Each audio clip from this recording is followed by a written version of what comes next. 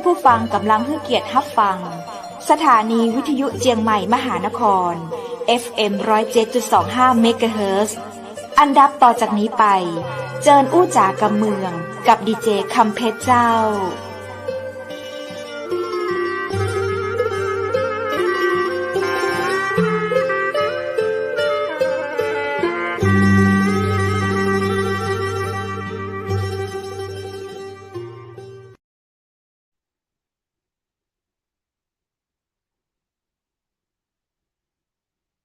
สวัสดีเจ้าสวัสดีคุณผู้ชมที่ฮักและก็ตึงหาจัดนักนะเจ้ายินดีต้อนรับเข้าสู่รายการอู้จากกำเมืองตังเจียงใหม่มหานครแพร่ภาพออกอากาศจากอาคารวังสิงคำอำเภอเมืองจังหวัดเจียงใหม่เจ้าคุณผู้ชมและคุณผู้ฟังเจ้าปีกาปากาข้าเจ้าดีเจคำเพชรเจ่นเกยนะเจ้าป้าการในวันดีๆจะอีนะเจ้าเปิ้นว่าความซื่อสัตย์สัจจะสำคัญคือยึดมั่นในสิ่งที่ถูกต้องการมีวินัยการเคารพตัวเก่าและก็ให้เกียรติคนอื่นจะทำให้ชีวิตของเฮาประสบความสำเร็จและก็มีคุณค่าต่อตัวเองและสังคมตัวยนะเจ้าวันนี้เฮาปิงอัปปากันในวันอังคารที่23เดือนสิงหาคม2565เจ้าคุณผู้ชมและคุณผู้ฟังเจ้าวันนี้ดีเจวูดกติภารกิจตังนอกดีเจต้นอ้อกติดงานตังนอกเหลือข้าเจ้าดีเจคำเพชรนะเจ้ามาอู้วาจากกำเมืองกับคุณผู้ชมและคุณผู้ฟังเจ้าทักทายคุณผู้ชมและคุณผู้ฟังจะอู้คนเดียวตลอดรายการก็เป็นไปบ่ได้นะเจ้าตามธรรมเนียมแล้วก็ในห้อง VIP ของเฮานั้นก็จะมีแขกรับเชิญมาอู้จาด้วยกันกูวันจันทร์จนถึงวันศุกร์นะเจ้าเวลา 20:00 ถึง 3:00 แน่นอนเจ้าคุณผู้ชมที่ฮักเจ้าวันนี้นั้นได้มีโอกาสดีๆนะเจ้าต้อนรับดีเจจากจังหวัดแม่ฮ่องสอนนะเจ้าเปิ้นเป็นนักสื่อสารมวลชนสวทแม่ฮ่องสอนเจ้าดีเจเวียงสอนคนบ้านเฮาวันนี้จะมาอู้จาด้วยกันในหัวข้ออยากเป็นดีเจต้องเนี่ยจะได้ติดตามรับฟังและรับชมเรื่องราวดีๆกับดีเจเวียงสอนดอนแก้วยินดีต้อนรับเข้าสู่ห้องเจียงใหม่มหานครสวัสดีเจ้าสวัสดีเจ้าไม่ซุ่มค่ะยินจ้องขอบใจค่ะเนาะตีมือในไรโจมาออกรายการค่ะสวัสดีเจ้ายินดีจัดนักเลยนะเจ้าที่วันนี้พี่ดีเจคำเพชรนะเจ้าได้คือเกียรติเจิญดีเจสอนมาร่วมรายการเป็นก้าวผู้จัดรายการมาโดยตลอดวันนี้เป็นแขกรับเจอแล้วรู้สึกว่าตื่นเต้นนะเจ้า ไม่ซุงค่ะยินหลี่ยินจมดีเจเวียงสอนห้างหลี่นะอันอยากจะบอกนะเจ้าว่าวันนี้เกือบจะไม่ได้ออกรายการนะด้วยความที่หลงที่ลืมถ้าเปิ้ลบอกว่าเท่ากับถ้าจะโคตรนะเจ้าเนาะ ไปเป็นพิธีกรกาดกองจูนะเจ้านะที่สี่แยกไฟแดงกลางเวียงของเฮาเนาะที่ปอกัดเก่านะเจ้านะอุ้ยก็ฟังว่าวันนี้ตื่นเต้นจะได้เป็นแขกรับเชิญในรายการนี่เนาะก็ฟังปิดบ้านนะไปถึงจะจัดสถานที่จะจัดรายการแปลงผมเมาะๆใส่ชุดงามๆสักกำล้อนะเจ้าโอ้แล้วโทรศัพท์ข้าเจ้าหายไปจังใดหามันก็มาตอบนะเจ้าปิกมาที่ประกาศนะเจ้ามาเอาโทรศัพท์มาเจ้าป้าเหงื่อปิกเหงื่อปังเลยเจ้าตอนนี้นะก็เลยมาใช้สถานที่ที่สวทแม่ฮ่องสอนเนี่ยจัดรายการแปลนะเจ้าวันนี้อาจจะทำร้ายท่านผู้ชมท่านผู้ฟังน้อยหนึ่งนะเจ้าเนาะน่าเรื่องมากๆนะเจ้าวันนี้ จะได้กับห้างหลี่เนาะ ยินดีนำแปลกห้างหลี่นะก็น่าจะแปลว่าสวยงามอยู่นะเจ้าคุณผู้ชมวันนี้คือดีเจเวียงสอนเพิ่นอยู่แม่ฮ่องสอนก็สามารถอู้ภาษาไต้ใหญ่ได้ตวยนะเจ้าอู้กำเมืองวันนี้ก็จะมีการไต้ใหญ่ให้คุณผู้ฟังคุณผู้ชมได้ฟังตวยเนาะเจ้าปลัดกำไทยกำไต้ใหญ่กำเมืองนะเจ้าคุณผู้ชมในวันนี้เจ้าดีเจเวียงสอนกันอื่นใดขอดีเจเวียงสอนช่วยแนะนำต่อเก้าแล้วก็เล่าประวัติสักน้อยละเจ้ามีคนใครหูใครฟังเรื่องราวของดีเจเวียงสอนขนาดเลยเจ้าพี่ดีเจเจ้าอันจะเอาแบบประวัติโดยย่อก็ว่า3 หน้ากระดาษตีเจ้า ข้าเจ้านะเจ้าเนาะข้าเจ้าเวียงสอนดอนแก้วนะเจ้าชื่อที่ป้อตั้งคือนามสกุลของป้อนะเจ้าเนาะก็จบการศึกษาเจ้าก็จบด้านนิเทศศาสตร์เอกวิทยุกระจายเสียงจากมหาวิทยาลัยสุโขทัยธรรมาธิราชนะเจ้านะเข้ามาเนี่ยการอยู่สวทแม่ฮ่องสอนเนี่ยตั้งแต่ปี 2540นะเจ้าถ้าอู้ไปก็เมื่อนานมาแล้วนะเจ้าเนาะ25 ปีละที่อยู่ที่นี่นะเจ้านะเข้ามาใหม่ๆ มาได้เป็นผู้ดำเนินรายการเตื้อนะเจ้าเนาะเข้ามาในตำแหน่งธุรการนะเจ้านะทำการเงินทำบัญชีทำหมดอะยกเว้นนะเจ้าเป็นผอนะเจ้าเนาะปัจจุบันดำรงตำแหน่งเจ้าปัจจุบันดำรงตำแหน่งนักสื่อสารมวลชนนะเจ้าเนาะก็เป็นผู้จัดรายการหลายรายการอยู่เจ้าแต่รายการที่ท่านผู้ฟังตังเจียงใหม่ตังอย่างเคยฟังเนี่ยคงจะเคยฟังรายการนะเจ้าข่าวสารบ้านเฮาเนาะจากตังสวทแม่ฮ่องสอนนะเจ้าที่ส่งสัญญาณรายการไปหลายที่เลยนะเจ้าเนาะลำพูนลำปางอย่างเงี้ยนะเจ้าถ้าเกิดว่าแฟนรายการฟังอยู่ก็ตักกันมาได้ถ้าจำเวียงสอนได้นะเจ้าเนาะตอนนั้นอาจจะงามกว่าตอนนี้นะเจ้า แล้วก็อยู่นี่ก็ฮับหน้าที่หลักก็คือเป็นผู้ดำเนินรายการเจ้าหลายๆรายการเจ้าพี่ไก่พี่ดีเจอย่างก็ดีเจคำเพชรเจ้าพี่ดีเจคำเพชรนะเจ้าเอาประวัติโดยย่อเต้าอี้ก่อนเนาะโสดบ่โสดเดี๋ยวถามกันหลังไมค์เนาะ เจ้าเป็นใดกับเรื่องของการเนี่ยการในวันนี้เป็นใดพ่องเจ้าต้องบอกเลยนะเจ้าว่าการที่จะมาเป็นผู้ดำเนินรายการนี้นะเจ้าคือพื้นฐานแล้วเรียงสอนมาได้มีความรู้ในเรื่องนี้เลย แล้วก็เจ้าหมูเจ้าฝูงเนี่ยพอรู้ว่าเรียงสอนมาเป็นผู้ดำเนินรายการเนี่ยเขาบอกว่ามันนึกหมดฝันเนาะว่ามันจะอู้นักได้ขนาดนี้อยากอะคือสมัยแต่ก่อนเรียงสอนเป็นคนยิ้มยากนะเจ้านะอู้เกาะหมออู้นะเจ้าเนาะปากดักจึกกืออยากอะพอเข้ามาอยู่สวทแม่ฮ่องสอนปี 2541 ตุลาคมนะเจ้าในตำแหน่งของธุรการพนักงานพิมพ์ดีดเจ้าตอนนี้ยังเป็นธุรการเตื้อแล้วก็หัวหน้าเดเปิ้ลอาจจะหันแววว่าน่าจะจัดรายการได้เพราะนโยบายของกรมประชาสัมพันธ์นะเจ้าว่าคือคนคนหนึ่งทำงานได้หลายๆอย่างนะเจ้าเนาะนอกจากเป็นธุรการเป็นบัญชีแล้วลองจัดรายการดูบอไอ้นายเจ้านะลองจัดรายการดูบอก็คือนั่นน่ะโอกาสครั้งแรกเลยเมื่อได้รับโอกาสมานะเจ้าเพราะโอกาสเนี่ยมันมีให้เฮามันนักเนาะโอ้เปิ้ลให้โอกาสเฮาขนาดนี้เนาะก็ตั้งใจเจ้าพี่ดีเจคำเพชรตั้งใจมากเลยตอนที่ดำเนินรายการครั้งแรก AM เจ้า AM 981กิโลเฮิรตซ์รายการลูกทุ่งรุ่งอรุณซึ่งตอนนั้นส่งไปไกลมากถึงเมืองตากปุ้นถึงชายแดนตั้งแม่สอดอย่างนี้นะเจ้าเนาะพอตอนหลังมาได้ย้ายมาอยู่ในคลื่นของ FM นะเจ้านะในตำแหน่งผู้ดำเนินรายการก็ทำธุรการเงินควบคู่ไปโดยนะเจ้าเนาะตอนนั้นแล้วกับนี้เปิ้ลมอบโจทย์คือว่าเพื่อจัดรายการอ่านข่าวอย่างเดียวเจ้าพี่ดีเจคำเพชรพระเจ้าก็นึกในใจข่าวอย่างเดียวใครจะมาฟังมันวันนี้เปิ้ลอยากจะฟังรายการแล้วก็ฟังเพลงนะคะเจ้าเนาะพอได้โจทย์มาเขาก็นึกถึงว่าถ้าเขาไปว่ามันมีใครฟังเขานี่เสียดายพลังงานไหนเนาะข้าเจ้าอย่างไรก็ข้าเจ้าเขียนใบปลิวไปแปะตามเสาไฟฟ้าตามตู้โทรศัพท์สมัยก่อนเนาะนะเพื่อที่จะดึงคนมาฟังเฮาแยกกันแล้วกำนี้ก็ทำหนังสือไปถึงผู้ใหญ่บ้านขอเปิดหอกระจายข่าวแนะนำรายการให้ข้าเจ้ากำล้อไอ้นะเจ้าเนาะเนี่ยพอเนี่ยอีนะเจ้าแล้วก็เริ่มต้นจากตรงนี้แล้วก็เวียงสอนจะใช้ความเป็นธรรมชาติเจ้าพี่ไก่พี่ดีเจคำเพชรนะจ๊ะจะใช้ความเป็นธรรมชาติในการที่จัดรายการคือใช้ความเป็นตัวตนของเราเวียงสอนมันใช่คนที่แบบเสียงหวานปานน้ำอ้อยน้ำตาลเป็นคนเสียงดังฟังชัดนะจ๊ะผู้จาก็จะประมาณเนี้ยก็จะใช้เสียงดังๆของข้าเจ้าเนี่ยแล้วก็ความเป็นธรรมชาติเนี่ยเข้าไปในรายการเหมือนกับเขากันเนี่ยนะจ๊ะเนาะก็ตั้งแต่ฮั่นมานะเจ้าจนถึงบัดนี้เนี่ยมีความภูมิใจมากเลยเจ้าที่ได้มาทำงานอยู่ตรงนี้แล้วก็ได้มาอยู่ตรงจุดนี้แล้วฮักคนจะเป็นดีเจได้เนี่ยคุณต้องมีใจรักก่อนนะเจ้าใจฮักก่อน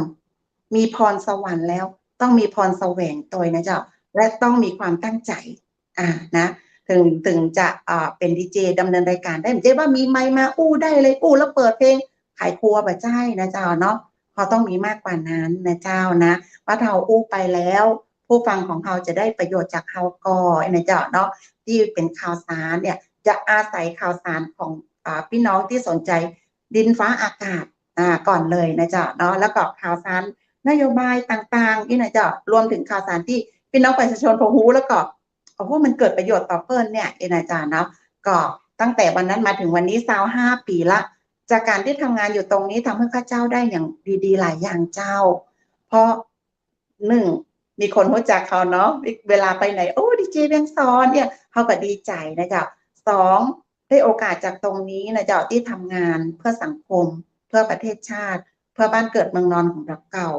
และสิ่งที่ตัวมาที่ข้าเจ้าได้นะเจ้าเนาะที่ข้าเจ้าได้ก็คือนะเจ้าข้าเจ้าได้รางวัลหลายรางวัลเลยเจ้า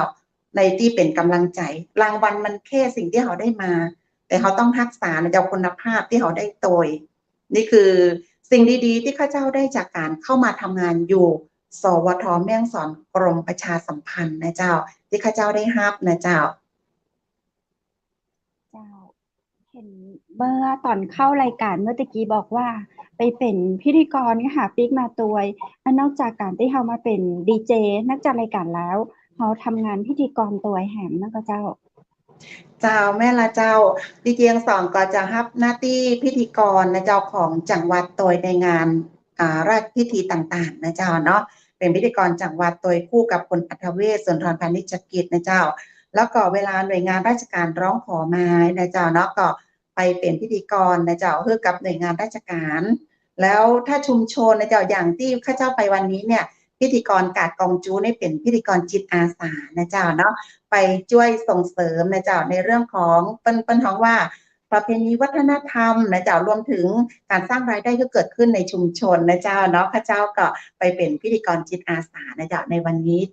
ที่ยงกาดนะเจ้าแล้วนอกจากนั้นก็เป็นพิธีกรเพื่อกับหน่วยงานแล้วก็เพื่อกับต่างจังหวัดโดยก็ในการเป็นพิธีกรก็มีตรงนี้เนี่ยถือว่าเป็นโอกาสอีกแล้วเจ้าพี่ดีเจคำเพชรเพราะว่าแต่ก่อนข้าเจ้าก็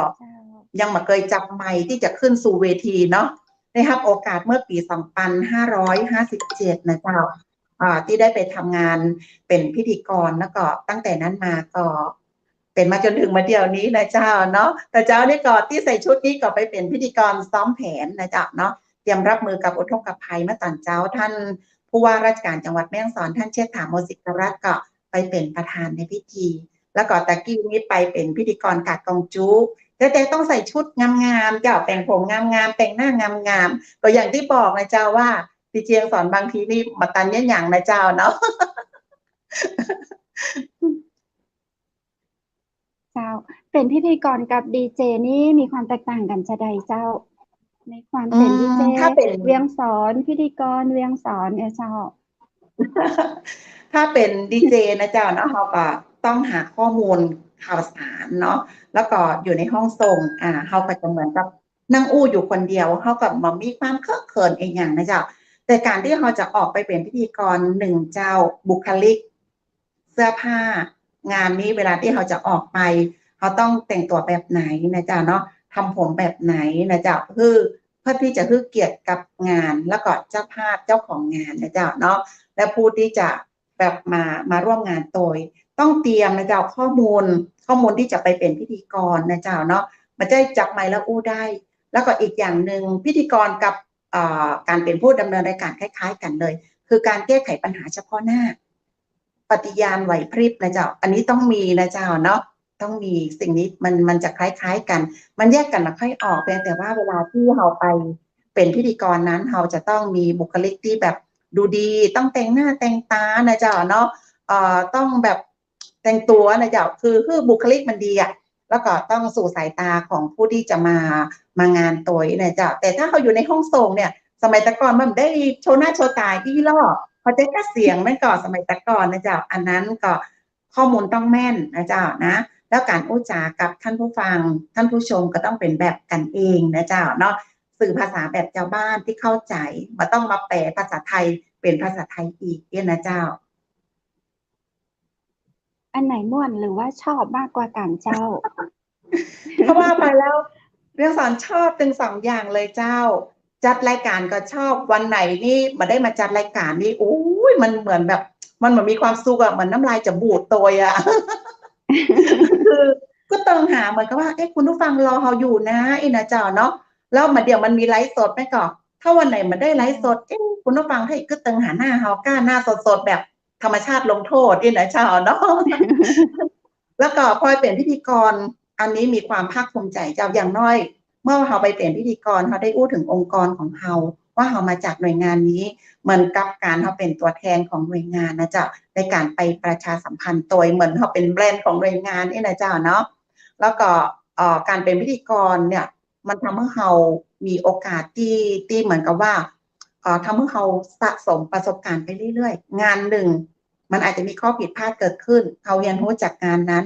เพื่อมาพัฒนางานอีกงานหนึ่งเพื่อมันดีขึ้นเองนะเจ้าเนาะคือชอบทั้งสองอย่างเลยเจ้าถ้าว่าไปแล้วก็มันได้หลายใจนะแต่ชอบทั้งสองเลยนะเจ้า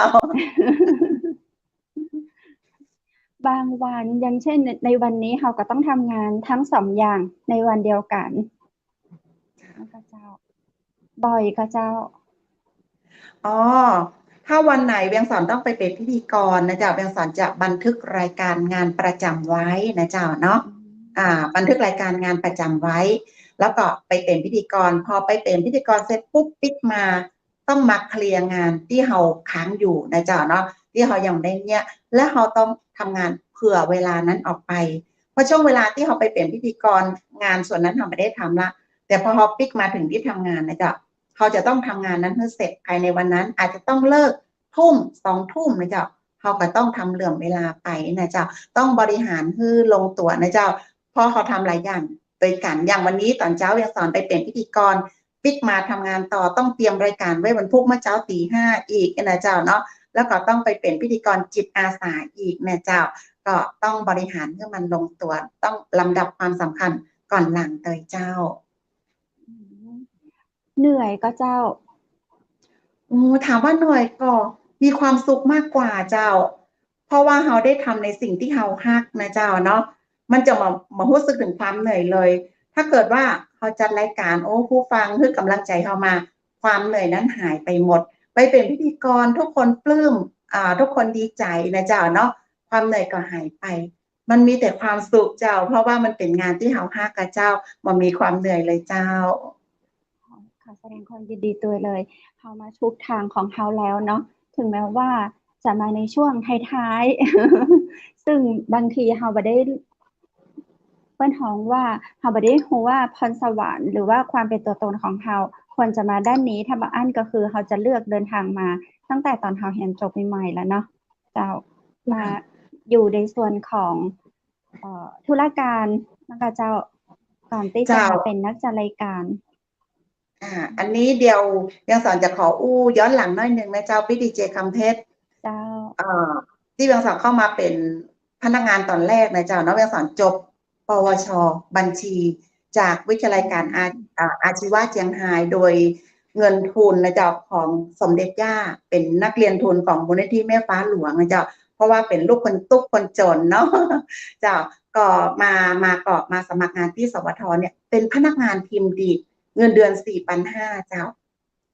4,500 ทำงานไปได้สักประมาณ9 ปีเปิ้ลมีนโยบายมาบอกว่าใครที่มีผลงานส่งเข้าไปปรับนะเจ้าเพื่อจะเปลี่ยนตำแหน่ง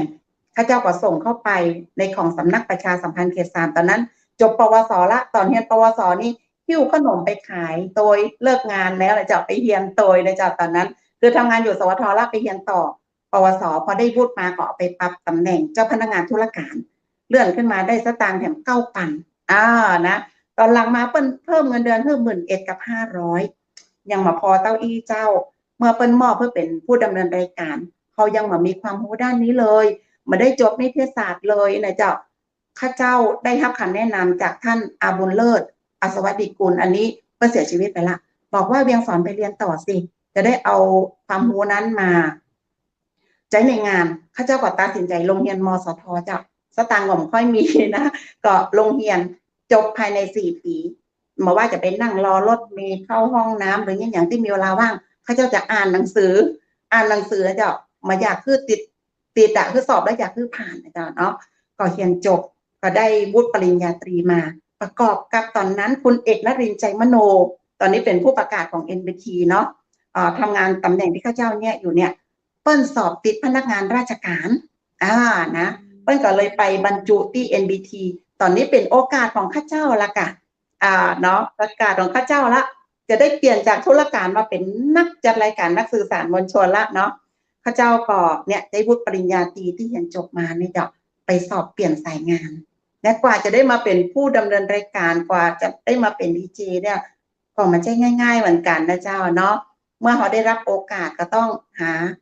ความรู้นะเจ้ามาเพิ่มในงานของเรานะเจ้านี่คือเส้นทางก่อนที่จะมาเป็นดีเจของข้าเจ้านะเจ้าอันก็คือเขาในปัจจุบันแล้วเขาก็รู้ในเรื่องของอดีตที่ผ่านมาของดีเจเวียงสอนแล้วอนาคตแล้วเจ้าดีเจเวียงสอนคิดว่าเขาจะยังอยู่ในอาชีพนี้ต่อไปก็เจ้าก่อนที่จะไปถึงอนาคตเจ้าพี่ดีเจคำเพชรข้าเจ้าอยากจะบอกว่าตอนมาเดียวเนี่ยข้าเจ้าคิดไว้เนาะไม่อยากจะบอกว่าอายุกำลัง15นะเจ้าแถมประมาณตะกี้ได้ยินว่า25แถมประมาณในการเป็นนักจัดรายการเจ้าจะเกษียณแล้วแถม10 ปีจะเกษียณวางแผนอนาคตไว้นะเจ้าว่าข้าเจ้าพักงานตรงนี้จะทำไปนะเจ้าจนเกษียณอายุราชการแล้วต่อไปจะไปเป็นนะเจ้าดีเจที่แบบอยู่ในช่องของตัวเองคิดไว้นะแต่จะไปจัดในภาษาไทยใหญ่กำเมืองนะเจ้าถ่ายทอดในเรื่องของแบบภาษากำไตปากเก่ากากำเมืองกานะเจ้าเนาะยังคิดอยากจะทำอยู่ถ้าตอนนั้นยังมาแก่จนเกินไปนะเจ้าเนาะยังคิดจะทำอยู่เจ้าแล้วก็จะทำตลอดไปอาจจะไปแบบมีกับเครือข่ายของพี่เปิ้ลเป็นวิทยุชุมชนกาหรือว่าเปิดช่อง YouTube ของตัวเองกาก็คิดไว้อยู่นะเจ้าเพราะว่าเป็นงานที่เฮาฮักเจ้าฝากต่างจังใหม่มหานครพิจารณาตัวก็ได้เนาะฝากให้ดีเจเวียงสอนพิจารณาต่างจังหวัดมหานครตัวจะได้มาช่วยดีเจคำเพชรเจ้ายินดีเจ้าได้กำเมืองแต่บ่ได้อุ๊บต่อกันนี่แปลว่าอย่างเจ้าคุยกันนะเจ้าเข้ามาอุกกันนะลาต่อกันแล้ววันเหมือนไหนเนาะมาอุกกันจอมนในรายการขนอตั้งเจียงใหม่มหานครค่ะก็ยินจงขอบใจพี่น้องไต้ที่ถ่อมยินอยู่ตั้งเจียงใหม่จอมดีเจคำเพชรเป็นก็สิงหวานฮังลีก็ฮังลีกันเนาะฮังลีหมายถึงสวยยินหลียินจมใจของเจ้าวนกับภาษาไทยแล้วก็ภาษาเมืองนะเจ้าคุณผู้ชมในวันนี้มีคำถามยังอยากจะฝากถึงดีเจเวียงสอนทักไทยเข้ามาได้นะเจ้าเนาะคุณผู้ชมเราชมทาง Facebook YouTube เพจของจังหวัดมหานครนะเจ้าทักทายดีเจเวียงสอนของเราได้นะเจ้าเพราะว่าปกติเราจะได้ฟังเสียงดีเจเวียงสอนของเราทางสวทแม่ฮ่องสอนขึ้นตั้งใดก็เจ้าข้าเจ้าอยู่สวทแม่ฮ่องสอนนะเจ้าในคลื่นของ FM 104 เมกะเฮิรตซ์นะเจ้าเนาะแล้วก็มีเพจของสวทโตยนะเจ้าสามารถที่จะกดติดตามได้นะเจ้าเนาะอย่างวันนี้ออกรายการนะเจ้าก็ฝากแฟนรายการของดีเจเวียงสอนนะเจ้าช่วยกดไลค์กดแชร์โดยก็มีทักทายกันเข้ามานะเจ้าพี่ไก่จากทางเพจของเชียงใหม่มหานครนะเจ้าเนาะมีทางสุโขทัยนะเจ้าเนาะแล้วก็จากทางฮ่องกงโตยนะเจ้าอันนี้กำลังใจจากทางฮ่องกงใช่FC ของดีเจเวียงสอนปอฮูก็ว่าอยู่ทางใดพ่องเจ้าอันนี้จากทางใดแถมเนี่ยจากทางใดแถมก็ชัดเจนดีทางฮ่องกงนี่เพิ่นบอกว่าสวัสดีดีเจคำเพชรนะจ๊ะแล้วก็แฟนเพจรายการทุกคนนี่เนาะรับชมอยู่ฮ่องกงชัดเจนทั้งเสียงและภาพนะจ๊ะกำลังใจกำลังมาอีลูกขอบคุณนะเจ้าต้องยินหลี่ยินจมค่ะเจ้าดีเจเวียงสอนทุกวันนี้เราได้ยินเสียงตอบรับของพี่น้องประชาชนที่เราฟังเราค่อนข้างจะเยอะเนาะเจ้านอกจากในพื้นที่ของเราแล้วมีตังเพจตังอินเทอร์เน็ตอย่างมื้อนี้นักก็เจ้านักเจ้าเพราะว่าตังสวทตอนเช้ารายการแม่สังขาบ้านเฮานะเจ้าตี 5 ถึง 6 โมงแล้วก็6 โมงถึง 7 โมง ในช่วงเวลานั้นวันจันทร์ถึงวันพฤหัสอู้จากข่าวเป็นกำเมืองนะเจ้าแล้วก็วันศุกร์วันเสาร์อาทิตย์อู้จากข่าวเป็นกำไตซึ่งเมียสอนดำเนินรายการเอง7 วันเนาะจะถ่ายทอดตามทางเพจของสวทเจ้าก็เคยได้รับความนิยมสูงสุดนะเจ้าพี่ดีเจคำเพชรเจ้าก็มีคนมากดไลค์ติดตามแล้วก็ขึ้นเป็นอันดับนะเจ้าก็หลายแสนคนอยู่นะเจ้าเนาะแล้วเบียงสอนเองก็แชร์ไปที่เพจของดีเจเบียงสอนคนบ้านเฮาแล้วก็แชร์ไปที่ Facebook ของเบียงสอนโตยเจ้าอันนี้ต้องกราบขอบพระคุณสำหรับแฟนรายการทั้งพี่น้องไทยพี่น้องเมืองแล้วก็พี่น้องที่บางท่านฟังอยู่ต่างสหรัฐต่างอังกฤษอย่างนี้นะเจ้าเพราะว่าเปิ้ลเป็นคนอยู่แม่ฮ่องสอนแล้วไปแยกการอยู่ที่อื่นเนาะอยู่ต่างประเทศเนี่ยก็จะใช้รายการของเบียงสอนเนี่ยฝากความคิดฮอดคิดถึงฝากข่าวแล้วเจ้ามาถึงทางบ้านหรือก็บางคนไปอยู่ต่างประเทศได้ยินข่าวแม่ฮ่องสอนก็ดีใจนะเจ้าเนาะก็ติดตามผ่านทางเพจของสวทแม่ฮ่องสอนเป็นหลักเจ้าถ้าวันนี้แฟนรายการเปิ้ลจะอยากฟังดีเจเวียงสอนหรือว่าถ้าใครติดต่อดีเจเวียงสอนติดต่อได้ช่องทางไหนได้พ่องเจ้าถ้าจะติดต่อข้าเจ้านะเจ้าก็ข้าเจ้าส่วนมากถ้าเบอร์มือถือนี่จะไม่ค่อยเฮือกไข่เนาะก็สามารถติดต่อข้าเจ้าผ่านทางเพจของสวทแม่ฮ่องสอนหรือว่าเพื่อน Facebook นะเจ้าหรือว่าเป็นเพื่อนไลน์นะเจ้าก็ติดต่อข้าเจ้าได้เจ้า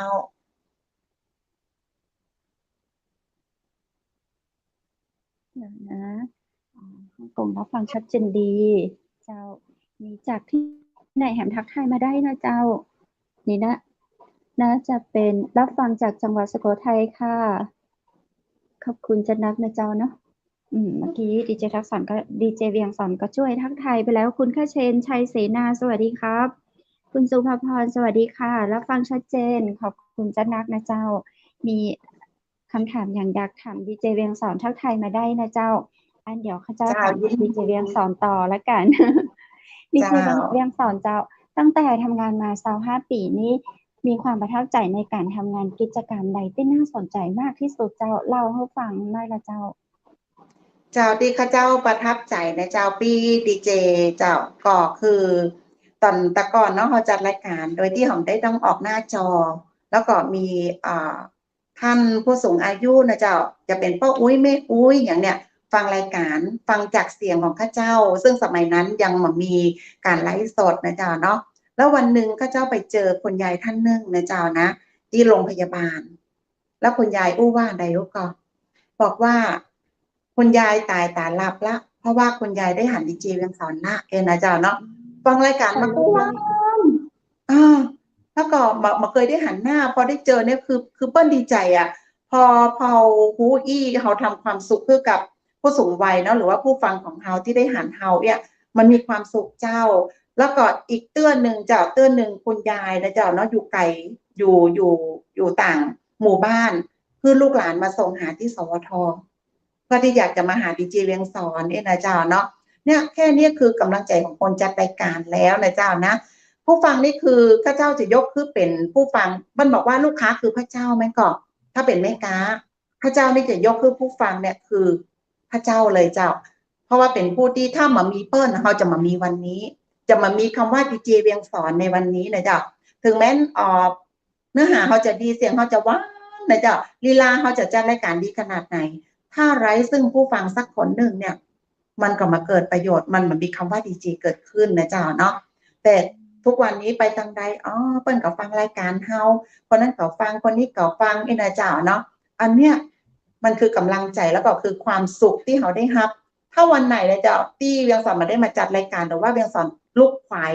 365 วันเพราะเวียงสอนมันมีวันหยุดนะเจ้าเนาะจัดรายการทุกวันมันจะมีบางเตื้อที่แบบโอ้ยเป็นทั้งวันรับแล้วก็ลูกฝ่ายเลยเจ้าข้าเจ้ารู้สึกผิดมากเลยถ้ามันเกิดเหตุการณ์แบบนั้นนะคือผู้ฟังรอเราอยู่นี่นะเจ้าเนาะแล้วก็ความประทับใจตรงนี้ที่ได้เข้ามาเนี่ยการอยู่สวททำให้ข้าเจ้ามีโอกาสนะเจ้าได้รับรางวัลที่มันเป็นเพราะว่าเป็นเกียรติแก่วงตระกูลของเฮาเนาะความภาคภูมิใจคือตัวเฮาพ่อแม่แล้วก็ครอบครัวนะเจ้าคือมาทำงานอยู่ตรงนี้เมื่อปี2557ข้าเจ้าได้รับคัดเลือกเป็นเจ้าหน้าที่ตัวอย่างจากกรมประชาสัมพันธ์นะเจ้าที่คัดเลือกจากเจ้าหน้าที่ของสวทนะเจ้าเนาะในประเทศไทยของเขาเนี่ย ที่อยู่กรมประชาสัมพันธ์นะเจ้าพระเจ้าได้รับคัดเลือกเป็นเจ้าที่ตัวอย่างและในปีเดียวกันนั้นนะเจ้าได้รับคัดเลือกเพื่อเป็นบุคคลที่น่าภาคภูมิใจของกรมประชาสัมพันธ์คือปีนั้นปีเดียวเนี่ยมันได้รับ2 รางวัลด้วยกันเนี่ยคือมีกำลังใจมากๆเลยแล้วก็สิ่งที่เราทุ่มเทมาเนาะมันก็ทำให้เราได้รับผลในวันนี้รางวัลคือสิ่งที่เป็นกำลังใจนะเจ้าแต่เขาต้องรักษาคุณภาพของเราไว้ก็เลยบอกตัวเองว่าจะทำงานอยู่ตรงนี้จะไปตลอดถึงจนแก่จนเกษียณจนเมื่อเอาออกก็น่านะจ๊ะเนาะตั้งใจไว้แล้วลูกนะจ๊ะลูกเองซึ่งก็เจริญรอยตามแม่ลูกเนี่ยตอนนี้ก็บรรจุเป็นข้าราชการของกรมประชาสัมพันธ์ตำแหน่งนักสื่อสารมวลชนเหมือนกันจ้ะบอกลูกบอกว่าตอนแรกอยากให้ลูกเป็นครูเพราะลูกจบด้านคณิตศาสตร์มาลูกบอกว่าเดี๋ยวหนูจะเป็นข้าราชการให้แม่แล้ววันหนึ่งกรมประชาสัมพันธ์เปิดสอบลูกไปสมัครแล้วก็มาบอกแม่นะจ๊ะเนาะแล้วลูกก็ทำได้จริงๆนะจ๊ะนี่ก็คือสิ่งที่เขาจากการที่เขาเป็นแรงบันดาลใจให้เขานะจ๊ะเนาะตรงนี้แล้วก็อีกรางวัลหนึ่งเจ้าที่เพิ่งได้รับไปใหม่ๆหมาดๆเมื่อปี64นะเจ้าสตรีดีเด่นนะเจ้าทำงานดีเด่นด้านการสื่อสารมวลชนซึ่งในระดับประเทศที่กระทรวงแรงงานมอบให้ในปีนั้นได้รับ2 คนก็คือคุณบุ๋มปนัดดาวงผู้ดีแล้วก็ข้าเจ้าเวียงสอนนะเจ้ามีความแบบมันอู้บ่ถูกเลยเจ้าปี้เพราะว่าเขาอยู่ตรงเนี้ยเป็นดีเจแต่ว่าไปก็อยู่บ้านนอกเนาะเขาได้อยู่เมืองกรุงนะเจ้านะเขาจัดรายการก็ตามภาษาบ้านนอกของเฮาเตอร์เนาะเขาจะว่าดูถูกตัวเองจ้ะของเขาจัดรายการแต่บ้านๆแต่เขาไปยืนอยู่ตรงนั้นได้รับรางวัลได้รับโอกาสจ้ะเพราะเขามาทำงานอยู่สวทอยู่กรมประชาสัมพันธ์ถ้ามามีกรมนี้มามีสวทนี้เกาะมามีเวียงสอนในวันนี้ที่ได้ไปยืนอยู่เวทีระดับประเทศแล้วก็รับรางวัลเจ้านี่คือสิ่งที่ข้าเจ้าประทับใจมากๆในการทำงานอยู่นี้25 ปีเจ้าเคยได้ยินมานะดีเจเวียงสอนเปิ้นว่ารางวัลหรือว่าการที่เฮาอู้ม่วนบ่ม่วนเนี่ยบ่ได้อยู่ที่ตัวเฮาอยู่ที่คนฟัง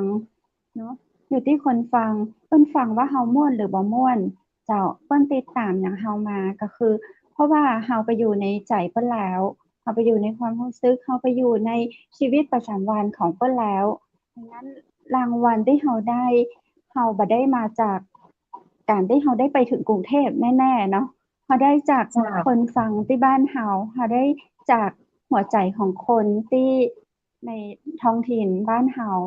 ส่งผลให้เฮาไปรับรางวัลตรงนั้นนะคะเนาะดีเจเวียงสอนเจ้ามีคนบอกว่าคิดถึงดีเจเวียงสอนคิดถึงถั่วปูซิ่ง เป็นจะได้เจ้าคือเจ้า หัวร้อนอันนี้เป็นยังไงเจ้าเป็นอีกหนึ่งความภาคภูมิใจเจ้าอันนี้อยากจะเล่าแถมน้อยนึงได้อยู่เนาะเจ้าเนาะก็คือเริ่มต้นจากการที่ว่าเขาทำงานเนาะเป็นเงินเดือนน้อยอยู่แล้วเอกนะเงินเดือนน้อยเนาะต้องดูแลลูกเต้านะก็คิดว่าเขาจะทำอย่างดีเนาะมานึกถึงในเจ้าตอนนั้นก็ตอนแรกเป็นแม่ค้าขายผ้าก่อนเด้อกำไพนี่ตบนะจ๊ะหลายตบเลยเพราะว่าเวลาขายครัวเสร็จต้องมาตบผ้าพับผ้านะจ๊ะเนาะคนใจก็รู้ว่ามาตบผ้านะจ๊ะเนาะ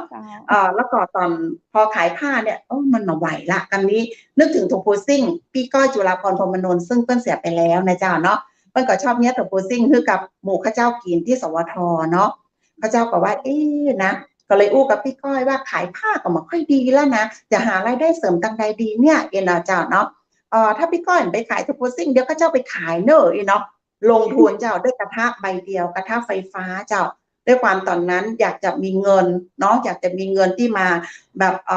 ช่วยเสริมในเงินเดือนนะเจ้าเนาะมีกระทะไฟฟ้าแก่นเดียวแล้วสมัยก่อนโทโพซิ่งข้าเจ้าปรุงเองไปซื้อโทโพชาวบ้านมาแล้วก็มาผสมเอง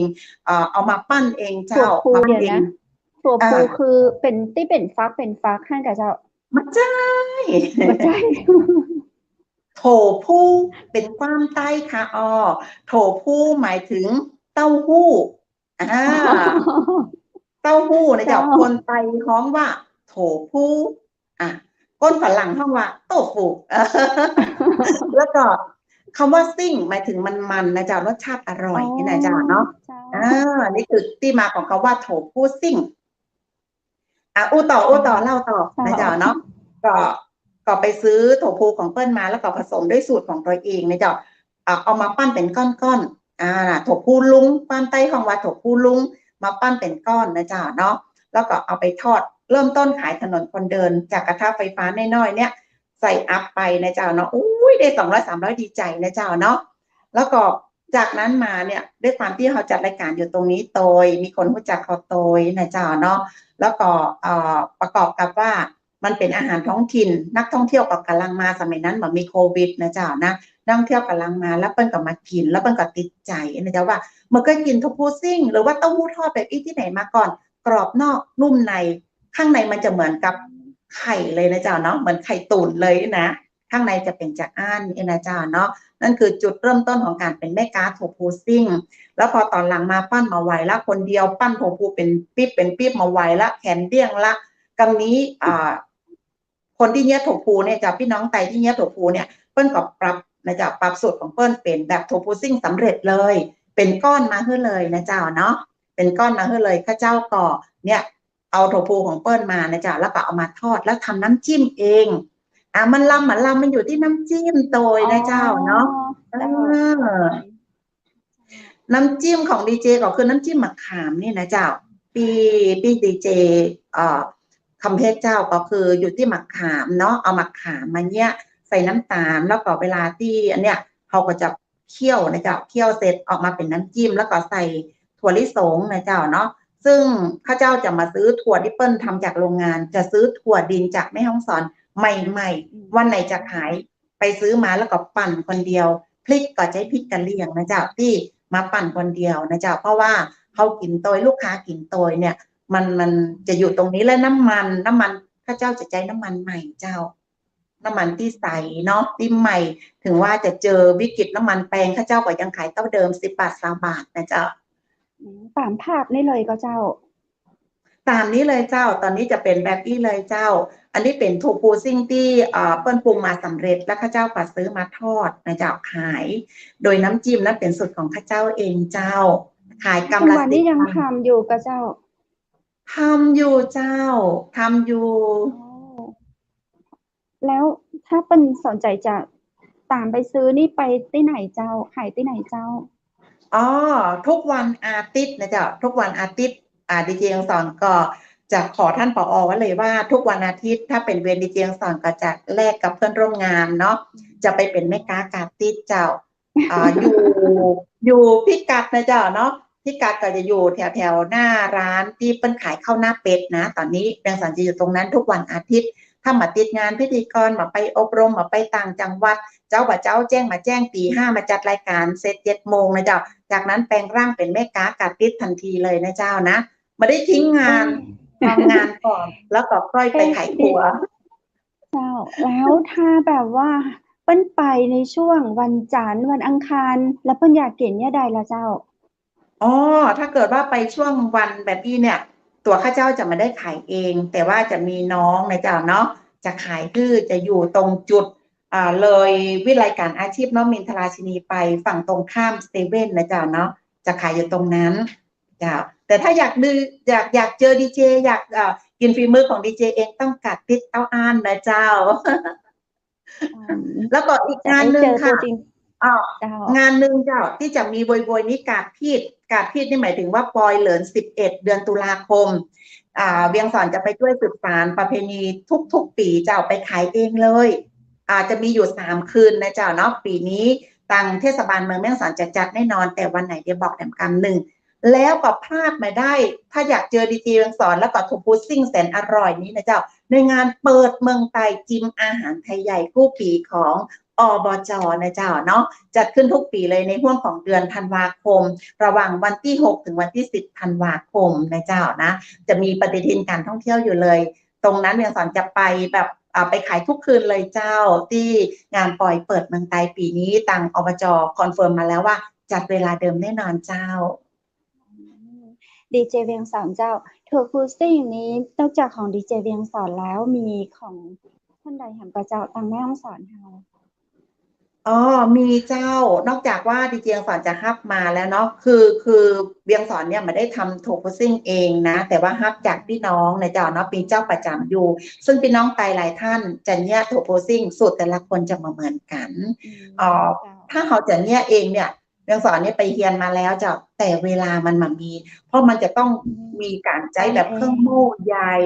อืต้องมแบบ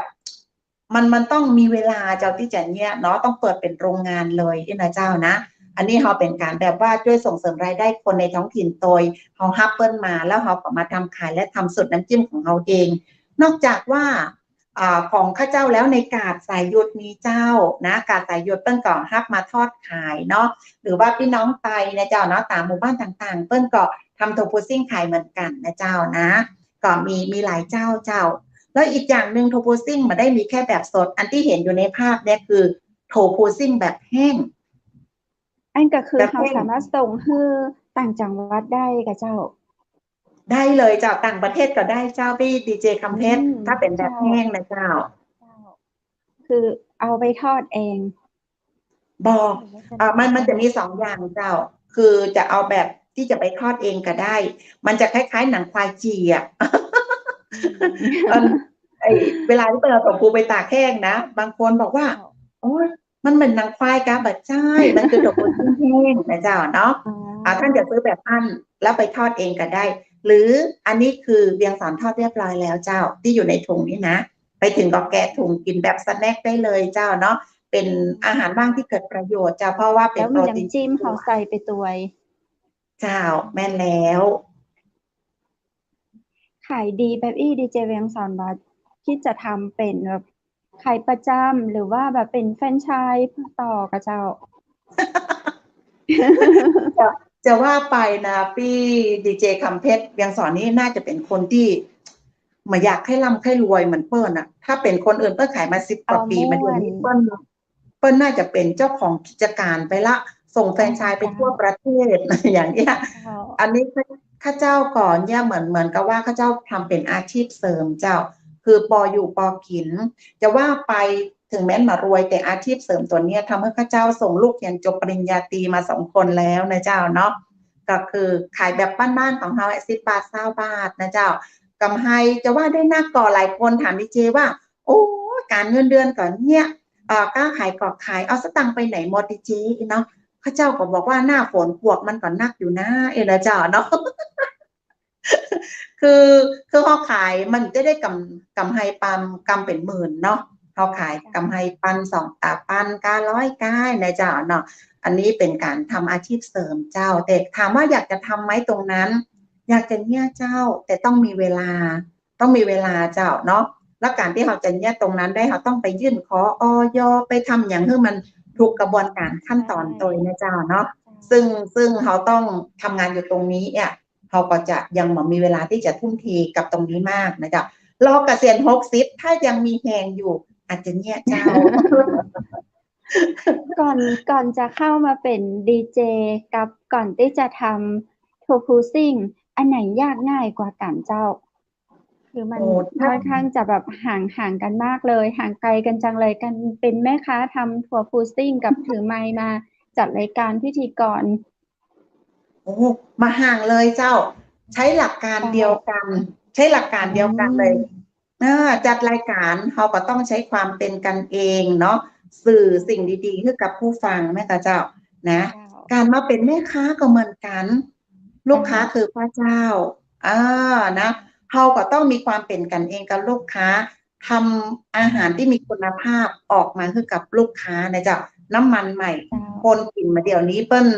ลลวกเปิ้ลรู้จักเลือกกินนะเจ้าเปิ้ลจะดูว่าแม่ค้าคนเนี้ยใช้น้ำมันใหม่กรอบถั่วเป็นอย่างไรพริกเป็นอย่างไรความสะอาดมีก่อนนะเจ้ามันใช้หลักการเดียวกันมาห่างกันเลยเจ้าเนาะตรงเนี้ยกับการเป็นแม่ค้ากับการเป็นดีเจนะเจ้านะและผลสำเร็จที่ปิ๊กมาก็เหมือนกันดีเจนะเจ้าถ้าสร้างความประทับใจคือข้อมูลที่ดีๆมีความเป็นกันเองจัดรายการสนุกสนานนะเจ้าเนาะแต่มาไร้สาระผู้ฟังก็ติดตามนะเจ้านะแล้วก็การเป็นแม่ค้าถ้าเกิดว่าเราฮื้อสิ่งที่ดีมีประโยชน์กับเปิ้ลคุณภาพสินค้าของเรานะเจ้าแล้วก็ราคาแบบแพงเนี่ย ลูกค้าก็จะอุดหนุนเฮานะเจ้าขายมา10 กว่าปีแล้วเจ้า อืม ปอกับครึ่ง เป็น หนึ่ ดี ง เจเลยเจ้า เจ้าอยากฝากอย่างเพิ่มเติมถึงคนที่เปิ้นทักมาว่าคิดถึงดีเจเวียงสอนคิดถึงถั่วพูซิ่ง เจ้าถ้าก็เติงหาดีเจเวียงสอนนะเจ้าเนาะก็เติงหาตัวโพซิ่งถ้าเกิดว่าท่านได้มีโอกาสมาแอวแม่ฮ่องสอนนะเจ้าแวะมาอุดหนุนได้ที่กาดติดนะเจ้าเนาะหรือว่าตามงานเทศกาลสองงานคือเทศกาลนะเจ้าปอยเหลือน11กาดติดแล้วก็ที่ท่านจะได้เจอจริงแท้แน่นอนนะเจ้าคือเทศกาลเปิดเมืองไทยจิมอาหารไทยใหญ่ประจำเดือนธันวาคมที่อบจ.จัดนะเจ้าเวียงสอนจะขายอยู่ตรงนั้นหรือไม่ทักมาทางเพจนะเจ้าดีเจเวียงสอนนะเจ้าซึ่งเพจนั้นข้าเจ้าเอาไว้เป็นเพจส่วนตัวตอนแรกตั้งใจจะเนี่ยขายทูโพซิ่งผ่านเพจนะเจ้าแล้วก็จะส่งไปต่างจังหวัดแยกกันตอนใหม่ๆก็ส่งอยู่นะเจ้าเนาะแต่ตอนหลังมาเนี่ยก็ด้วยงานตัวอย่างตัวนะเจ้าก็ไม่ได้ส่งแต่ถ้าใครอยากกินแท้ๆอยู่ต่างจังหวัดเวียงสังก็ยินดีส่งให้นะเจ้าเนาะขอคือบอกมากันแล้วกันนะเจ้านะเพราะว่าความสุขของแม่ค้าก็คือลูกค้าได้กินอาหารที่แบบกินแล้วลำมีความสุขนะเจ้า ฟังดูแล้วภาวะเศรษฐกิจในวันนี้ที่น้ำมันแพงข้าวของแพงอะอย่างก็แพงฟังแล้วดีเจเวียงสอนมันน่าจะได้รับผลกระทบจากเศรษฐกิจในวันนี้เพราะมีทางออกที่ดี เพราะว่าจะเป็นการประจำกับการทำถั่วพูซิ่งเสริมมาจะอยากแนะนำเพิ่มเติมอย่างกับเจ้า เจ้าในยุคเศรษฐกิจแบบอี้นะเจ้าหลายคนก็บอกว่าเศรษฐกิจแบบดีนะเจ้าเพราะว่าเงินเฟ้อนะเจ้าถ้าพูดถึงคนทำธุรกิจใหญ่ๆก็ได้รับผลกระทบเยอะแน่นอน อย่างข้าเจ้าเป็นแม่ค้านะเจ้าข้าเจ้าก็ได้รับผลกระทบนะ เพราะว่าน้ำมันจากที่เคยขาย3 ถุง100เนาะตอนหลังมาอยู่ที่ถุงละ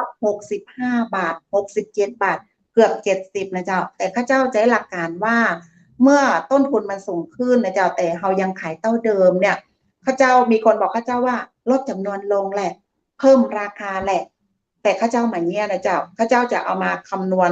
ต้นทุนหักกำไรได้ที่ได้มาแล้วก็หักดูว่ามันคุ้มทุนที่เขาเนี่ยก็แล้วถ้ามันพอคุ้มทุนข้าเจ้าจะนึกถึงคนกินไว้ก่อนเจ้าเนาะเปิ้นอยู่ได้เฮาอยู่ได้กำไรเฮาอาจจะลดน้อยลงแต่ว่ามันก็ไม่ได้กระทบกับชีวิตของเฮามากมายนะเจ้าอยากจะบอกว่าในยุคเศรษฐกิจแบบนี้นะเจ้าควรจะลดรายจ่ายหนี้สินถ้ามีอยู่พยายามใช้หนี้นะเจ้าเนาะเงิน100 บาทใช้หนี้ใช้จ่ายและแบ่งเก็บนะเจ้าเพราะหนี้ถ้าเกิดเฮาเหนียวไว้ว่าเศรษฐกิจมาดีขอรีไฟแนนซ์ขอโน่นขอนี่มาใจหนี้สักทีแล้วเมื่อใดล่ะเศรษฐกิจจะดีนะเจ้าอีกหลายปีอยู่เฮาสู้มาแบบเปิ้นท้องว่ากัดฟันสู้นะเจ้าส่วนหนึ่งแบ่งใจหนี้อาจจะมานักแล้วก็ส่วนหนึ่งใช้จ่ายส่วนหนึ่งเก็บนะเจ้านี่ถ้าหมดไปเงินส่วนที่เหลือจะเป็นของเฮานะเจ้าข้าเจ้าจะเกิดแบบอี้เจ้าถามว่าได้รับผลกระทบก็นิดหน่อยนะเจ้าเนาะนิดหน่อยเพราะเพราะว่าข้าเจ้าเนี่ยส่วนมากแล้วจะไม่ค่อยได้ใช้จ่ายเงินอย่างมากมายในแต่ละวันนะเจ้านะเฮาอยู่แม่ฮ่องสอนเนาะกับข้าวกับป่านะเจ้าก็บางทีมันมีแกงอย่างเฮาก็เก็บผักเก็บไม้กินได้แต่คนที่อยู่เมืองหลวงต้องใช้เงินนะเจ้าก็อยากจะบอกว่าคุณควรจะแบ่งเงิน3 ส่วนอย่างที่ข้าเจ้าบอกแต่ถ้าใครมามีหนี้มาเป็นหยังถ้าทำอาชีพเสริมได้จงทำแต่ว่าเป็นอาชีพที่สุจริตและอย่าดูถูกนะเจ้าดูหมิ่นเงินน้อยนะเจ้าเนาะอันนี้อยากจะฝากไว้ตัวข้าเจ้าเนี่ยหลุดพ้นจากวิกฤตตรงนั้นมาได้นะเจ้าแต่ก่อนในขนาดมันมีโควิดนะเจ้าวิกฤตมากๆแต่หลุดพ้นมาได้เพราะว่าข้าเจ้าทำแบบนี้เจ้าเนาะคนเดียวอย่าทำงานแค่อย่างเดียวนะเจ้าถ้ามีแฮงเนี่ยอยู่เนี่ยไปเลย2 อย่าง3 อย่างนะเจ้า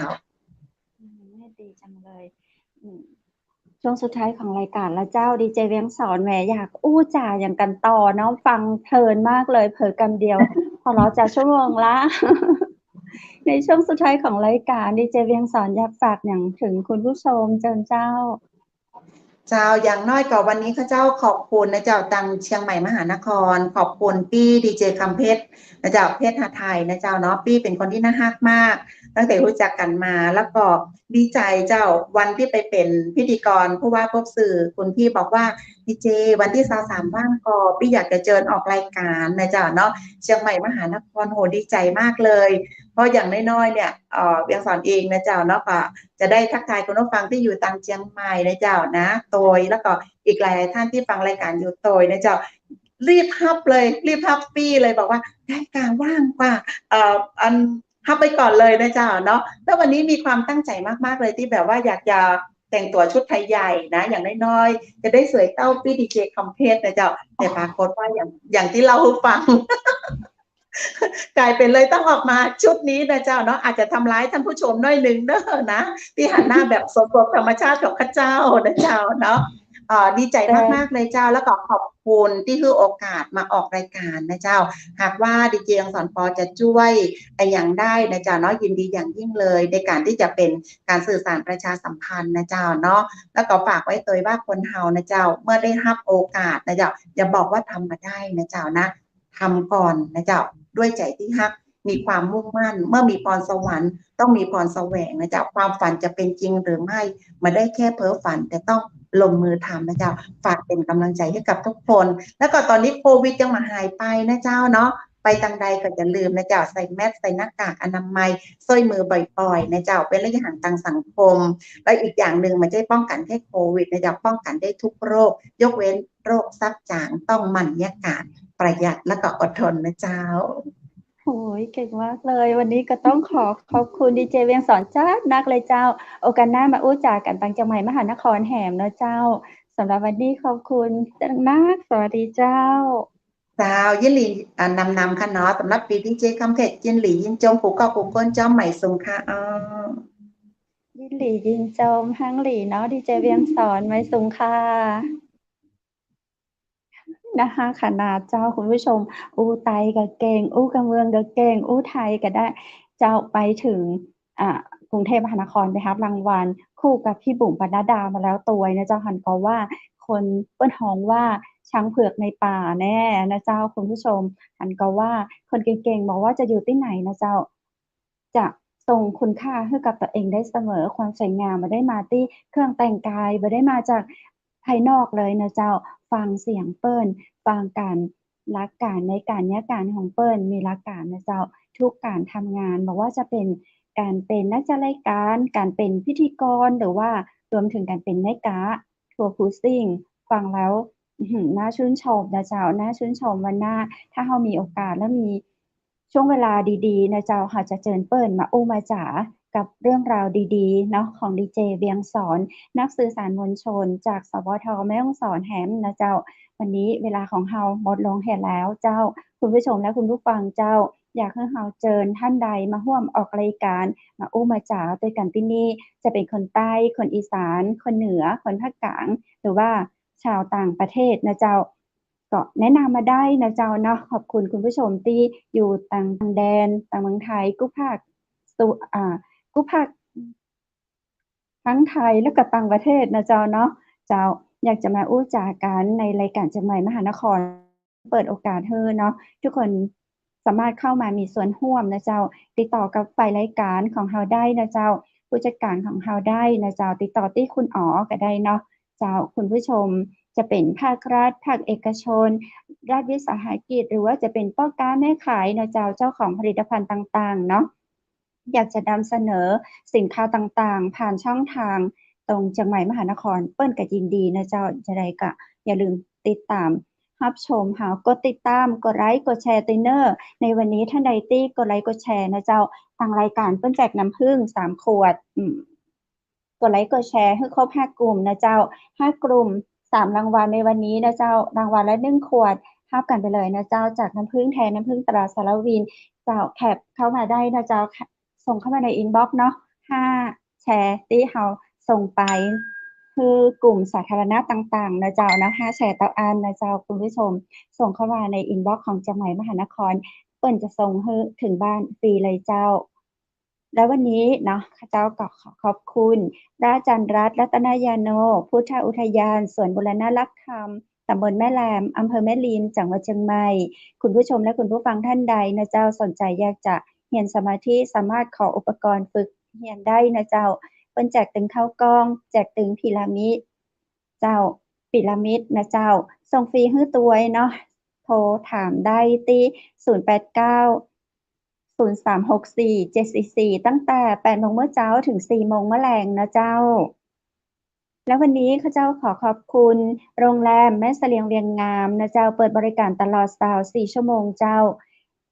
โรงแรมแม่เสลียงเวียงงามอยู่ที่อำเภอแม่เสลียงจังหวัดแม่ฮ่องสอนท่านใดผ่านไปตังภาคเหนือนะเจ้าสำรองจองห้องพักได้ที่เบอร์โทร 053-621-444 นะเจ้าและวันนี้ขอขอบคุณน้ำผึ้งแท้น้ำผึ้งตราสารวินนะเจ้าน้ำผึ้งจากธรรมชาติ 100% เจ้าด้วยเลขสารระบบอาหารหรือว่าอย.มีให้ครบนะเจ้าดูแลสุขภาพของเฮาด้วยน้ำผึ้งแท้น้ำผึ้งตราสารวินเปิ้นยินดีบริการส่งให้ทั่วไทยเจ้าสนใจจะใดโทรสอบถามได้ที่082-616-6889 นะเจ้าและขอขอบคุณผลิตภัณฑ์ผสมสารสกัดเมล็ดลิ้นจี่ดีโลพลัสนะเจ้าเมื่อคืนนี้คุณพี่เบบี้นะเจ้า CEO จากดีโลพลัสเปิ้นมาเล่าเรื่องของผลิตภัณฑ์ดีโลพลัสที่ดูแลสุขภาพภายในสู่ภายนอกในร่างกายของเฮาให้ได้ติดตามชมกันนะเจ้าวันนี้ก็ขอขอบคุณเนาะฝากกันไว้ตัวนะเจ้าเพื่อสุขภาพของเฮาฝากอุดหนุนดีโลพลัสนะเจ้าสูตรล้างสารพิษล้างดักจับไขมันนะเจ้าบำรุงผิวเจ้ารับประทานก่อนนอนวันละ1 ซองนะเจ้าใส่น้ำ1 แก้วชงดื่มก่อนนอนนะเจ้าก็จะทำให้เฮาสวยใสหุ่นกระชับขับถ่ายคล่อง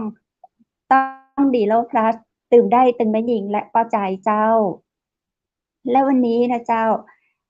ข้าเจ้าดีเจคำเพชรและทีมงานเชียงใหม่มหานครขอขอบคุณดีเจเวียงสอนดอนแก้วนะเจ้า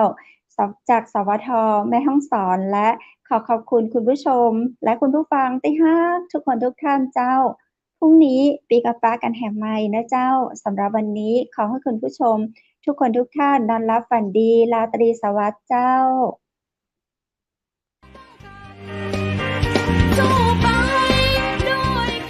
สถานีวิทยุเจียงใหม่มหานคร 107.25 เมกะเฮิรตซ์ขอแสดงความห่วงใยและเป็นกำลังใจให้ทุกท่านในช่วงการระบาดของโรคโควิด -19 ในครั้งนี้เพื่อลดความเสี่ยงควรสวมหน้ากากอนามัยทุกครั้งล้างมือเป็นประจำขอให้อยู่ที่บ้านให้นักที่สุดด้วยความปรารถนาดีจากหมู่เฮาเจ้าเจียงใหม่มหานครสนับสนุนโดยกาแฟโกแมคคอฟฟี่และโรงแรมแม่เสรียงเวียงงามโทร 053-621-444 และ 081-595-2883 เราจะฝ่าฟัน